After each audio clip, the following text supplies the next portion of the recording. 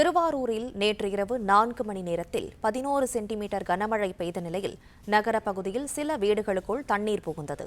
இதுகுறித்த மேலும் விவரங்களை செய்தியாளர் ரவி வழங்க கேட்கலாம். ரவி, வணக்கம். விவரங்களை சொல்லுங்க. வணக்கம். டிட்வா புயல் காரணமாக திருவாரூர் மாவட்டத்தில் கடந்த 3 நாட்களுக்கு முன்பு கனமழை என்பது பெய்தது. இந்த நிலையில கடந்த 2 நாட்களாக மழை இல்லாத நிலையில நேற்று மாலை 6 மணி முதல் திருவாரூர் மாவட்டத்தில் பல்வேறு இடங்களில் திடீர் கனமழை என்பது பெய்தது. குறிப்பாக திருவாரூர், பொறாச்சேரி, சேர்ந்தமங்கலம், விளம்பல், அரியக்கமங்கலம், நன்னிலம், நீடாமங்கலம், மன்னார்குடி உள்ளிட்ட பகுதிகளில் இந்த கனமழை என்பது பெய்தது. குறிப்பாக திருவாரூர்ல நேற்று மாலை 6 மணி முதல் 10 மணி வரை 4 மணி நேரத்தில் மாவட்டத்திலே அதிகபட்சமாக திருவாரூரில் மட்டும் 11 சென்டிமீட்டர் மழையளவும், மன்னார்குடி நீடாமங்கலத்தில் 8 சென்டிமீட்டர் மழையளவும் பதிவாகியுள்ளது.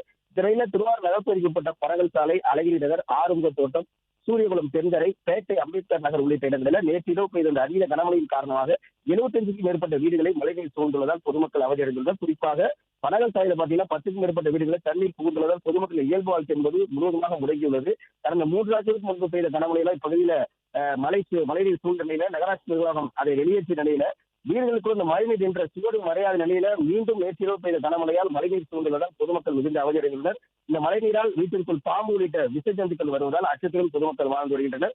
அப்பகுதியில் உரிய வடிகால், வாய்க்கால் ஆக்கிரமிப்பு போன்ற காரணங்களால உரிய முறையில் வடிகால் தூர்வாரப்படாதனால இந்த நிலை ஏற்படுவதாக பொதுமக்கள் தெரிவிக்கின்றனர். உடனடியாக மழைநீரை மாவட்ட நிர்வாகம் அப்புறப்படுத்த வேண்டும் எனவும் இப்பகுதி மக்கள் கோரிக்கை விடுக்கின்றனர்.